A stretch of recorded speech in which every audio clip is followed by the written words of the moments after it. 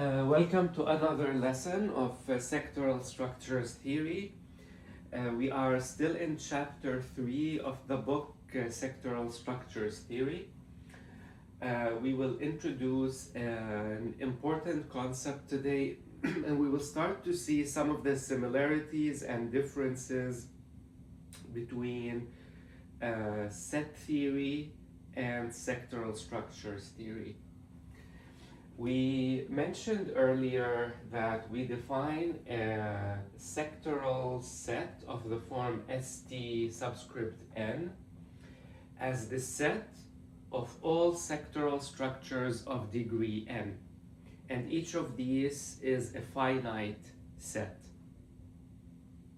For example, we know ST3 is made up of three sectoral sets, 3, 3, 2, 1, 3, and 1 cubed 3. And keep in mind, these are numeric representations of actual geometric objects. So the set is really a set of geometric objects, and it's these three geometric objects.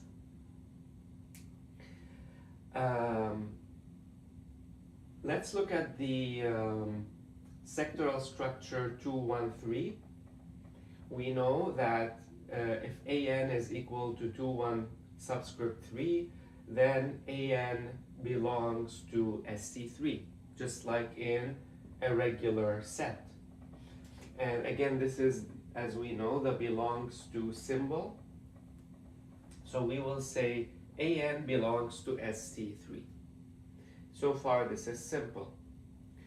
In the prior lesson, we talked about isomorphic sectoral structures. And we said that two structures are isomorphic if they can be reduced to the same irreducible form. So for example, if dal of the first sectoral structure and dal of the second sectoral structure are equal, then we say that the two are isomorphic. So let's assume BM, another sectoral structure, is isomorphic to AN. For example, we have the sectoral structure 4, 2, subscript 6. We know it is isomorphic to this sectoral structure. Does BM belong to ST3? No, it doesn't, because it's not one of these three sectoral structures, and we can even tell that the degrees are different, and by definition this only ST3 must include all sectoral structures of degree 3. However, if we look at BM right here, we can tell that it is isomorphic to this sectoral structure. So we want to define a way to show that BM is related to ST3 without really belonging to this set. And this is where we want to introduce the concept of fitting in. So we say that BM fits in ST3, but it does not belong in ST3. And by fits in, we mean that this sectoral structure is almost identical to this sectoral structure here, which already belongs to ST3. So we will use the symbol of epsilon. I wanted to draw them here bigger. This is belongs to, this is fits in.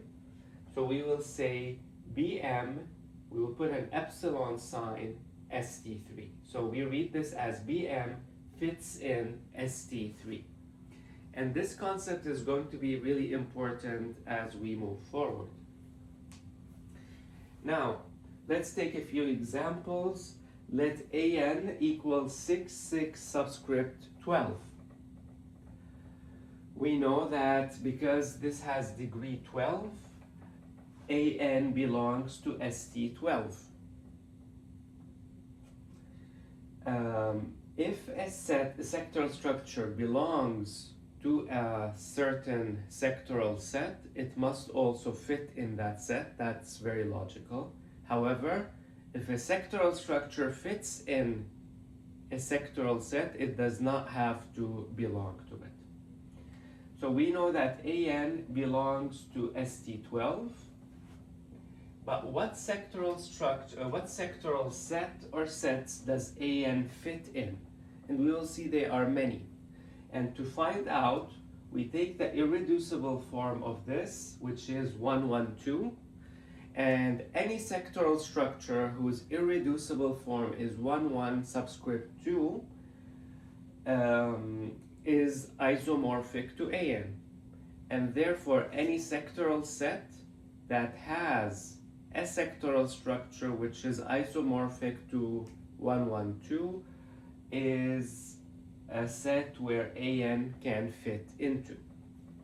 So we say that AN fits into ST2.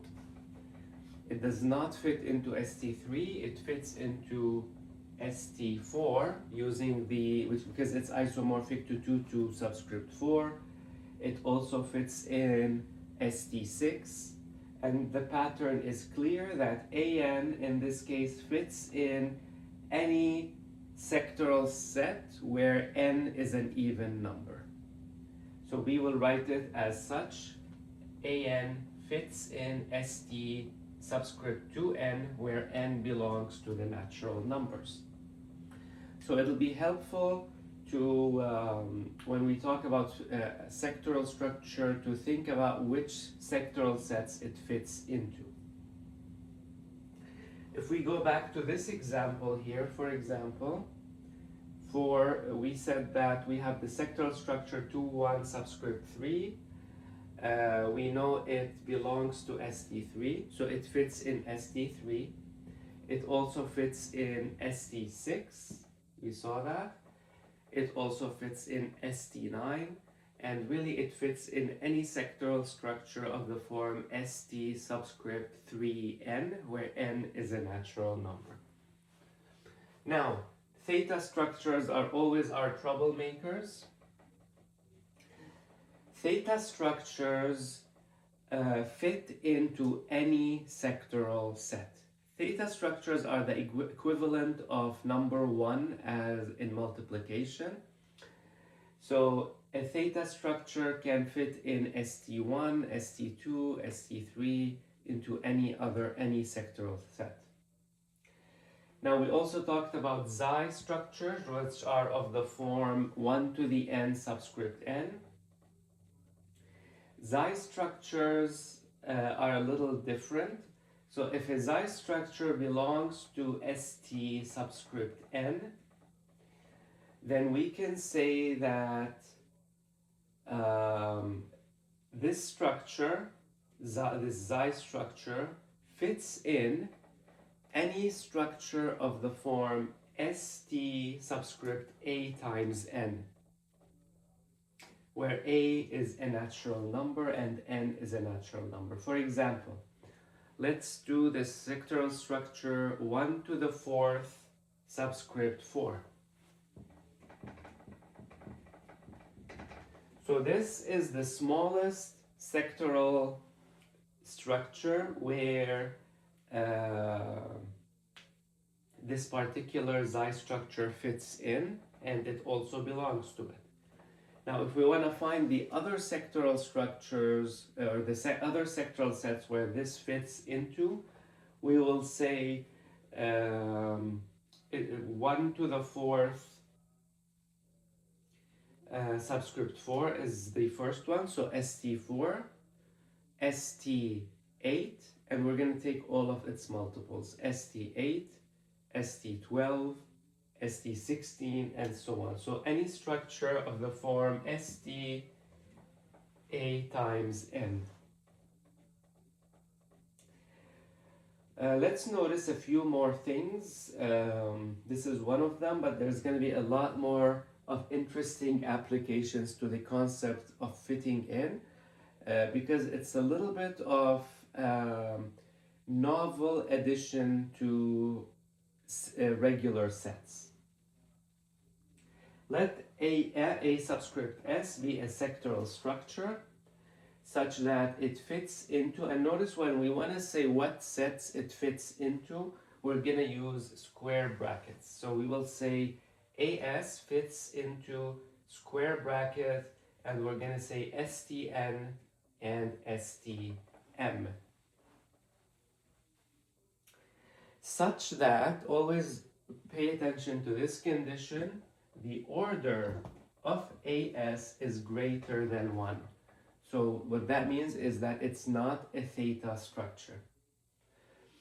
And let N and M, or actually hold on a second.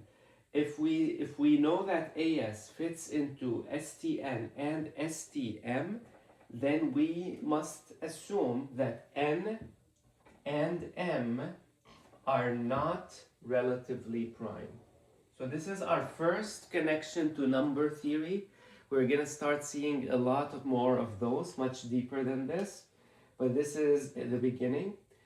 So if we have a sectoral structure that fits into these two sectoral sets, STN and STM, then N and M cannot be co-prime or relatively prime to one another. I'll let you think about it a little bit more. Additionally, if N and M are relatively prime, so this is the opposite. If N and M are relatively prime, and AS fits in STN, so AS fits in one of these, such that the order of AS is greater than 1. Again, we always have to say that. Then AS cannot fit in STM. So this is really a different way of saying the same idea. So if we have a sectoral structure AS that fits in STN, and AS is not a theta structure, if N and M are relatively prime, then AS can only fit into one of them, either into STN or STM.